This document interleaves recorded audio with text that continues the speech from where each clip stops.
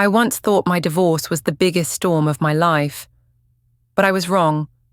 The real storm wasn't loud, it wasn't violent, it had no name, it lived quietly. Inside my parents' 3-bedroom house in Ohio, where I, Claire Thompson, 35 years old, pediatric nurse, single mother of 10-year-old twins, was trying to rebuild my life. It wasn't thunder shaking the walls. It wasn't glass shattering in the night. It was smaller, sharper. A comparison slipped into dinner. A glance in the hallway.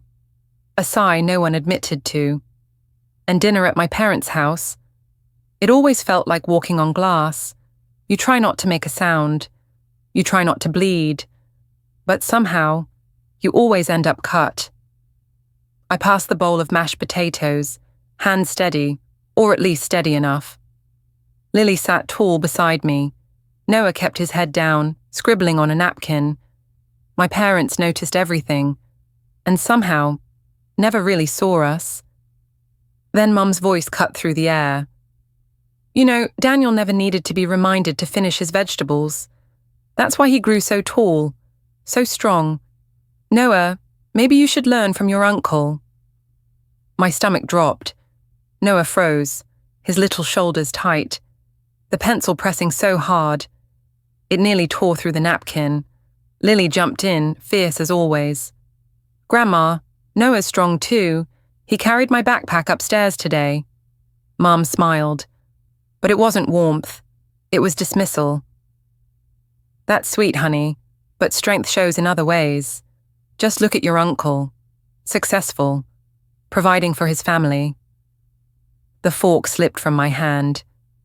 Don't do it, Claire, I told myself. Don't ruin dinner. But the words clawed their way out anyway. Mom, could we stop comparing the kids to Daniel every 5 minutes? They're 10. They don't need that. Dad looked up from his phone, clearing his throat. Your mother's just saying Noah could use more discipline. Daniel turned out fine, didn't he? Noah's pencil ripped through the napkin. My heart broke. I reached for his wrist. Eat, sweetheart. You're fine, just the way you are. He nodded, but he didn't look at me. And then Lily, my reckless, brave Lily, crossed her arms. If Uncle Daniel's so perfect, maybe he should live here instead of us. The room went dead silent. Mum's eyes widened. Dad let out a whistle. My chest burned, with fear and pride. Lily, I whispered. A warning. But she didn't back down. It's always Uncle Daniel this, Uncle Daniel that. Maybe Noah and I don't need to be told we're not good enough. Mom shoved her chair back. That's not what I said. That's exactly what you said, Lily shot back. Silverware clinked. The dishwasher hummed. And I wanted to sink into the floor. That night, when the kids were asleep, I sat on the edge of my narrow bed. I opened my notebook, the one I kept hidden under a pile of scrubs. Rent, deposit, beds, curtains, a place with windows. I whispered it into the dark, like a prayer. A place with windows. The door creaked. Lily padded in, holding her clarinet. Mom, do you think Grandma hates us? The question almost broke me. I pulled her into my lap. No, honey, she doesn't hate you. She just sees everything through Daniel-colored glasses. Lily frowned. That's dumb. I laughed softly. It is dumb, but that's why we're saving, remember? One day you and Noah will have a room where no one takes down your drawings, where no one tells you who to be. Her face lit up. Can I hang my Taylor Swift posters? I smiled through the ache in my chest. As many as you want. When she left, I pulled out Noah's secret sketch. A crooked little house, big windows, 3 smiling stick figures. At the top, in shaky letters, home. I pressed it against my chest, and I promised myself by Christmas, we would be free. The next day at the hospital, Jessica handed me a coffee. You look like you slept 3 hours. 4, I muttered. She smirked. Luxury. How's living with your folks? I sighed. Like living under a microscope, Every move I make, every mistake the kids make, it's all magnified. And Daniel's shadow, it's everywhere. Jessica shook her head. That house is toxic, Claire. You need out. I tightened my grip on the cup. I know, I'm close. Just a few more months. That evening, driving the kids home, my phone buzzed. Daniel's message lit up the screen. It's a boy. Can't wait for you all to meet him. Dinner tomorrow at Mum and Dad's. Big family announcement. My hands clenched the wheel. Lily squealed from the back seat. A baby cousin? That's awesome. Noah said nothing. He leaned his forehead against the glass, his reflection dim in the window. It's a boy. The words echoed in my head, both a celebration and a warning. Celebrations at my parents' house always sounded the same. Laughter, clinking glasses, loud voices. But that night, when we walked through the door, I felt something different, like the whole house had already decided who mattered and who didn't. The smell of roasted chicken, apple pie, blue and white balloons in the corners, Mum's touch, always over the top for Daniel. Daniel stood in the living room, grinning so wide I thought his face might split. In his arms, a bundle wrapped in a blue blanket. Everyone, meet Caleb James Miller, Mandy beamed. My parents rushed forward.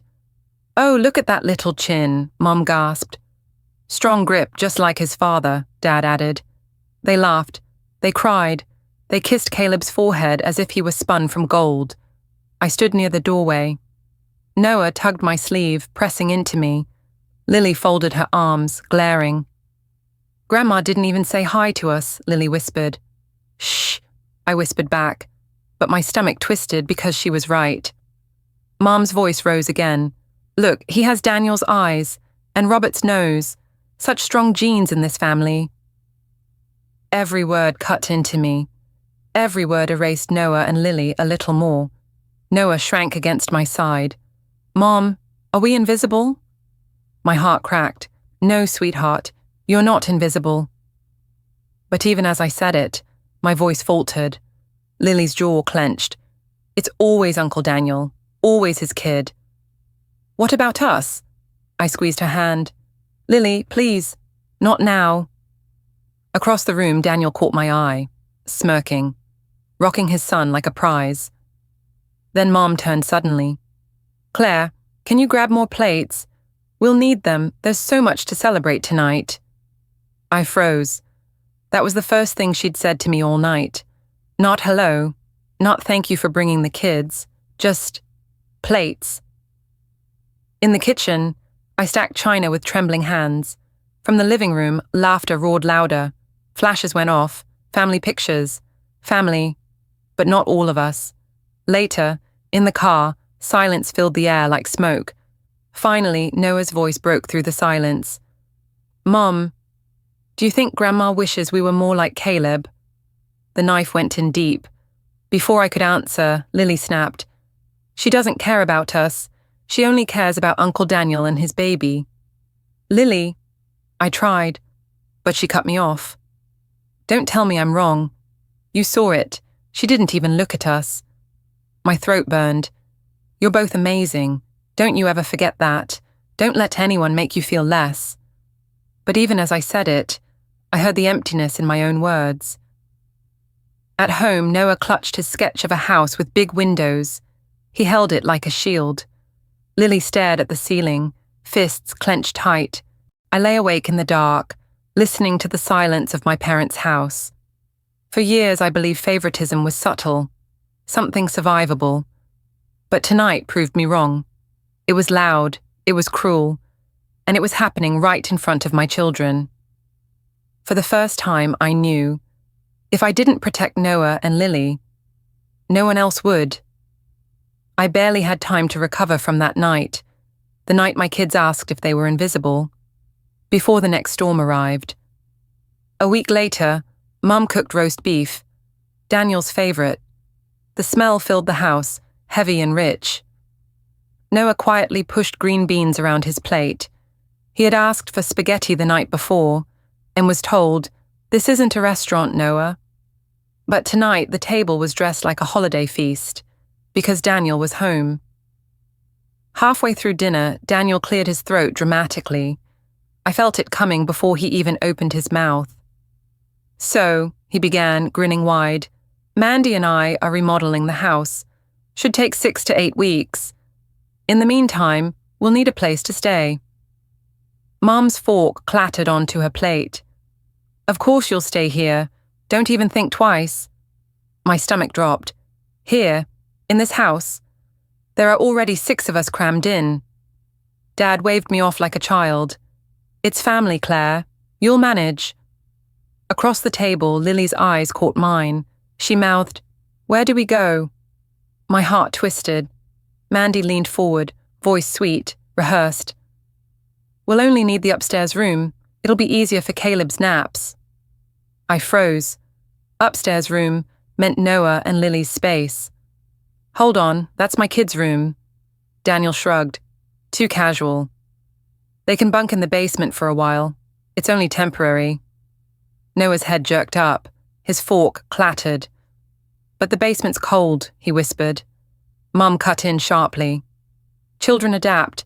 Caleb's just a baby. He needs quiet." I slammed my hand on the table before I realized it. And my kids don't need quiet. Don't need space. They're not afterthoughts to be shoved downstairs. The room went still. Even Caleb stirred in Mandy's arms, fussing. Mom shot me a look, like I had ruined Christmas. She hurried to soothe Caleb, cooing louder than she'd ever done for my children. Daniel leaned back, smirking. "Come on, Claire. Don't be dramatic. This is family. Everyone sacrifices a little." I wanted to scream. I've been sacrificing all along. Dinner dissolved into silence after that, except for Caleb's tiny noises and the scrape of silverware. That night, as boxes thudded upstairs, Caleb's crib, Mandy's dresses, Daniel's suits, I sat on the edge of my kid's bed. Noah's voice trembled. "Mom, are we being punished?" I cupped his face, kissed his forehead. "No, sweetheart, you're not being punished, but..." My voice broke. "This house doesn't see you, the way I do." Lily clenched her fists. "Then why do we have to stay here?" I had no answer, only a storm brewing inside me. And as I lay awake that night, listening to the sounds of my brother's family settling upstairs, one thought echoed louder than all the rest. This wasn't just unfair anymore. It was unbearable. It didn't take long for the cracks to widen. Once Daniel and Mandy moved in, the house didn't feel like mine anymore. It felt like theirs. Breakfast became the first battlefield. One morning, Mom slid a plate of scrambled eggs in front of Daniel. "Made just the way you like, honey." Daniel grinned, reaching for toast. Noah looked down at his plain bowl of cereal. "Grandma, can I have eggs too?" Mum didn't even look up. "Cereal is fine for kids. Don't be picky, Noah." Lily dropped her spoon, glaring. "But Uncle Daniel gets eggs." Before I could speak, Daniel chuckled. "Well, maybe when you grow up you'll earn them too." Noah's face fell, and I swear, I felt it like a punch to my chest. At dinner that same week, Caleb threw a handful of mashed peas onto the floor. Everyone laughed. "He's so full of personality," Dad beamed. 5 minutes later, Noah asked, "Could I have a little more chicken?" Mom frowned. "You've had enough. Don't be greedy." The table went silent. Noah's cheeks burned red. Lily pushed her plate away, muttering, "This is so unfair." Mandy shot her a sharp look. "Lily, watch your tone. Caleb's still eating." I slammed my fork down. "Enough. My kids deserve the same respect. Stop treating them like they're second class." The room froze. Mum's voice turned icy. "Claire, nobody's treating your children badly. You're just jealous of your brother." "Jealous?" The word sliced through me. I laughed, bitter and hollow. "Jealous? You think I want your constant favoritism? You think I'd trade places with him if it meant my children being ignored in their own home?" Daniel smirked, rocking Caleb like a trophy. You always did have a flair for drama. I shot him a look that could burn through steel. That night, I went back to work for an extra shift, anything to escape the suffocating walls of that house. Nancy, my co-worker, noticed my exhaustion. "Claire, you can't keep living like this. It's toxic, for you and the kids." I wanted to argue, but the truth sat heavy in my chest. She was right. Every day in that house was carving little cracks into Noah and Lily. On the drive home, I looked up at the stars through the windshield and whispered to myself, I can't let them grow up thinking this is normal. Something has to change. It started small. A skipped practice here. A missed assignment there. But soon I saw it, the weight pressing down on my children. One night, Lily set her clarinet back in its case without playing a note. "Aren't you practicing tonight?" I asked. She shook her head. "Mandy said I can't. Caleb's napping. She said my music is too loud." Her voice cracked on the last word. I clenched my fists. "Your music matters, Lily. Don't let anyone take that from you." But her eyes told me the damage was already done. With Noah, it was different. He stopped drawing. His sketchbook sat untouched on his desk. One afternoon, his teacher called me. "Claire, I'm worried. Noah's grades are slipping. He seems distracted, nervous." That night, I found him awake past midnight, staring at the ceiling. "Noah, sweetheart, why aren't you sleeping?" He whispered. "Because if I make noise, Grandpa says I'll wake Caleb." "What if I mess up again?" I wrapped my arms around him, my heart breaking. "You're not messing up. You're 10. You're allowed to be a kid." The next Sunday dinner was the final straw. Mum spooned mashed potatoes onto Daniel's plate. "You always were the golden boy, Danny. Caleb's lucky to have your genes." Then she glanced at Noah. "Shame he doesn't take after you. Some kids just don't inherit the strong traits." The fork slipped from my hand. It clattered against my plate. Lily's face turned crimson. Noah's eyes filled with tears. But he stayed silent. I stood up, my chair screeching against the floor. "That's enough. Do you even hear yourselves? Do you know what you're doing to them?" Dad scowled. "Sit down, Claire. Don't ruin dinner." I shook my head, voice trembling but fierce. "Dinner's already ruined. You ruined it the moment you decided one grandchild was worth more than the others."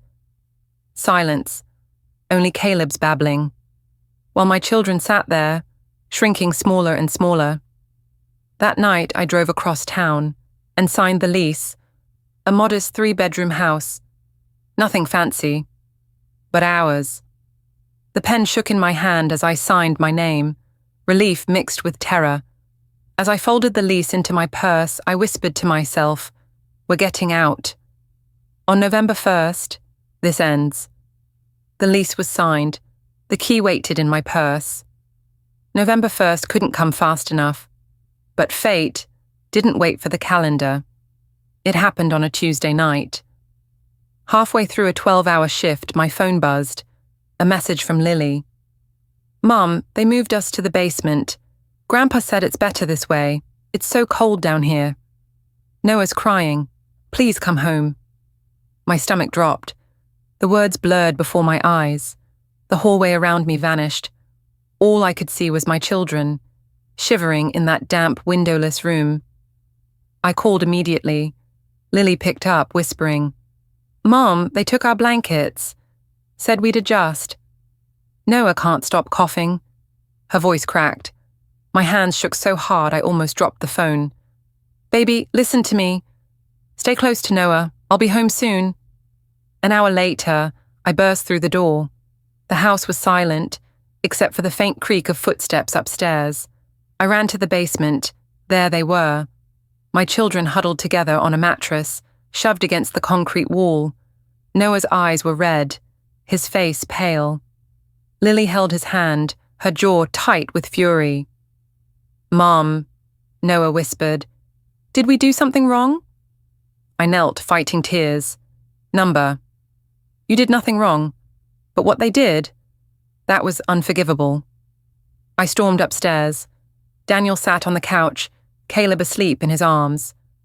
Mum and Dad stood nearby as if nothing had happened. "How dare you?" My voice shook the walls. "You threw my children into a basement, so your golden boy could have comfort?" Dad folded his arms. "Claire, calm down. Caleb needs the better room. Your kids are older. They'll adjust." "Adjust?" I spat the word. "To damp walls and freezing floors. To being treated like they don't matter." Mum's eyes hardened. "Stop being dramatic. You're overreacting." I stepped forward. My voice steady now, sharp as glass. "Number. I've been silent too long. You broke something tonight. And there's no fixing it. We're leaving." Mandy laughed softly. "Where exactly are you going, Claire? You can't just—" I cut her off. "I already signed a lease. We have our own place. And we're leaving tonight." The room froze. Mom gasped. Dad's jaw clenched. Daniel's smirk finally faltered.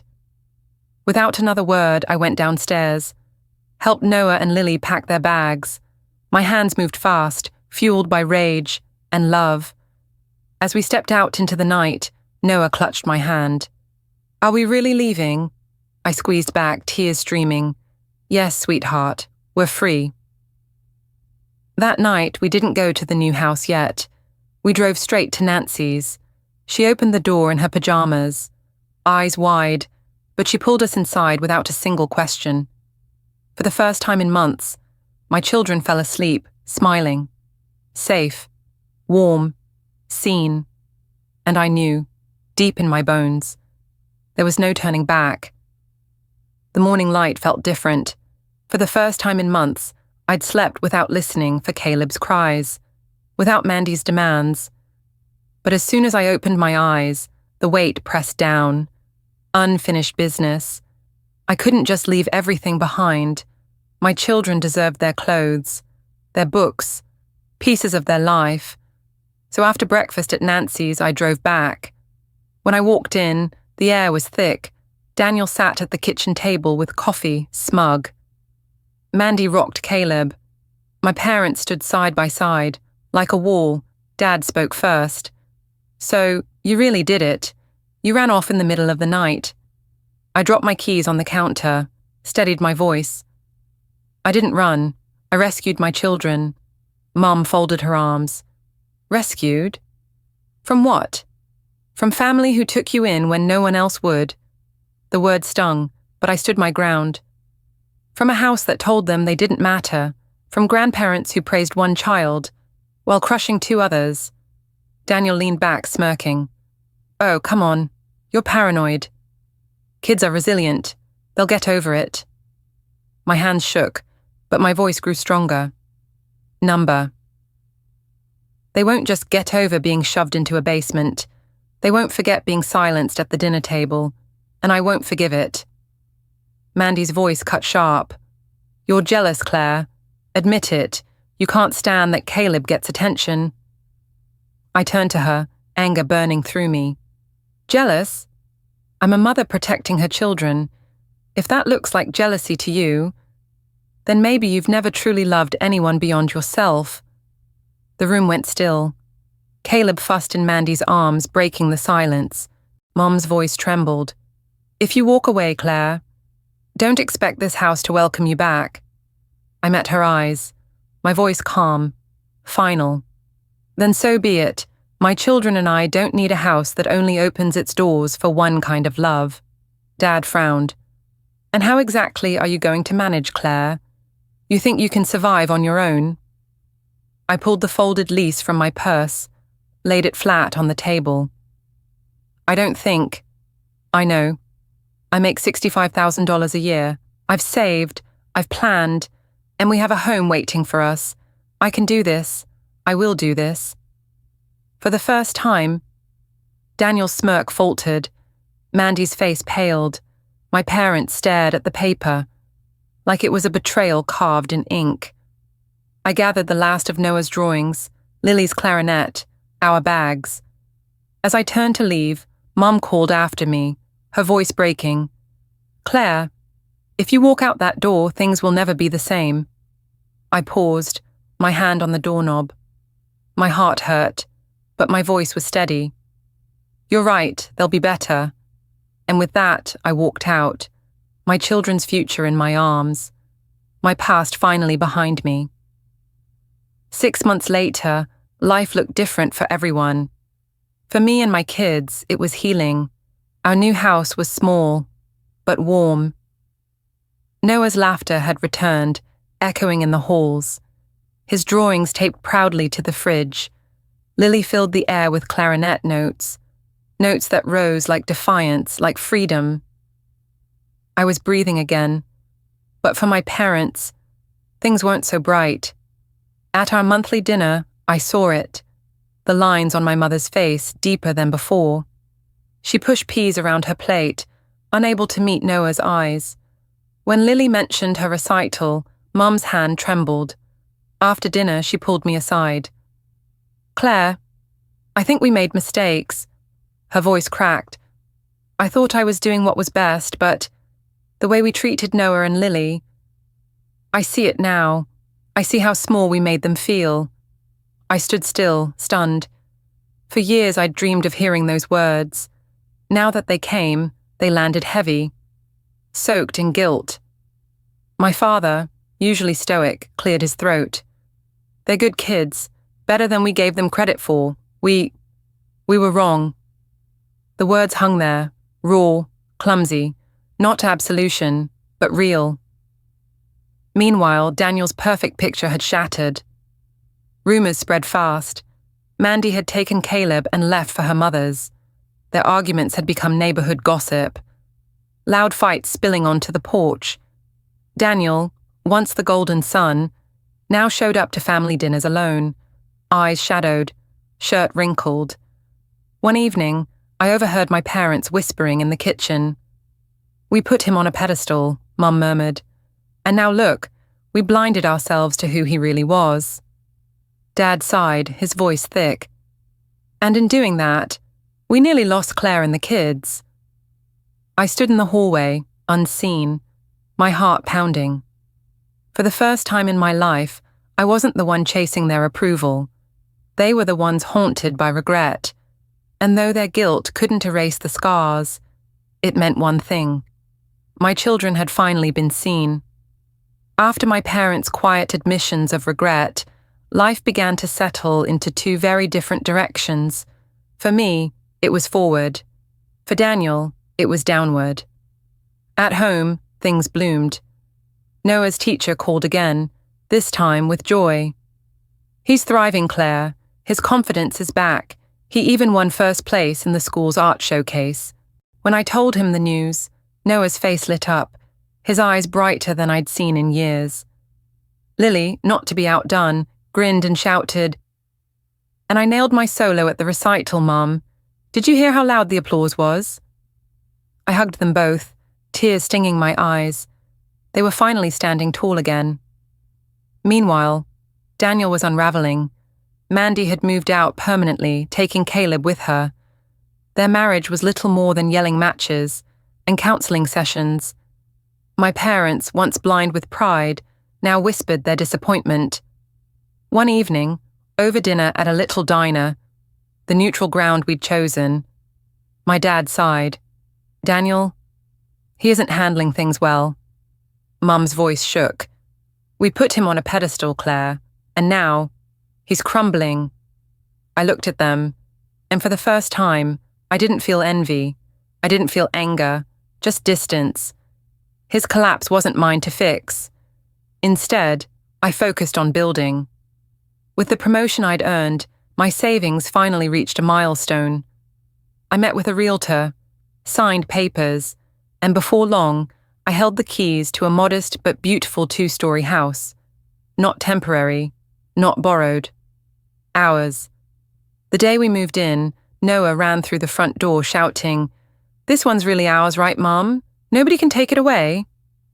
I knelt, pulling him close. "That's right, sweetheart. Nobody can."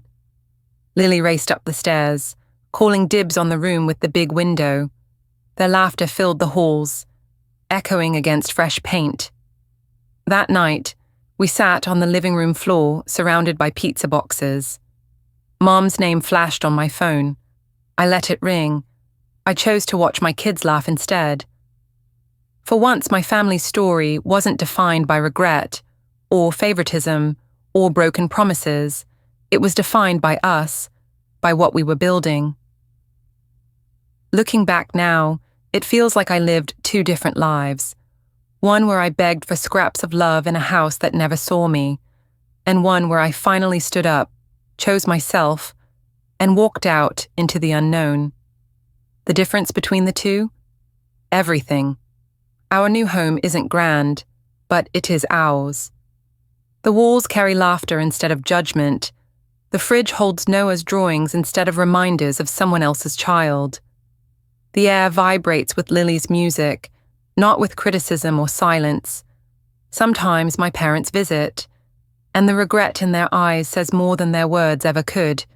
They can't undo the past, but at least they've stopped pretending it didn't happen. That matters. Daniel and Mandy's fall from their pedestal is complete. They became proof of something I'd always known, but never had the courage to say out loud. Perfection built on favoritism is fragile. It always cracks. But this story was never about them.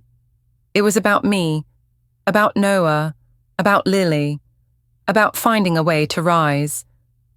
When the people closest to you try to keep you small. If you've heard my story, if you've ever felt invisible in your own family, I want you to know this. You are not defined by their blindness. You are defined by the love you give and the courage you claim for yourself. The night I carried my children out of that house, I thought I was breaking. But I wasn't breaking down. I was breaking free.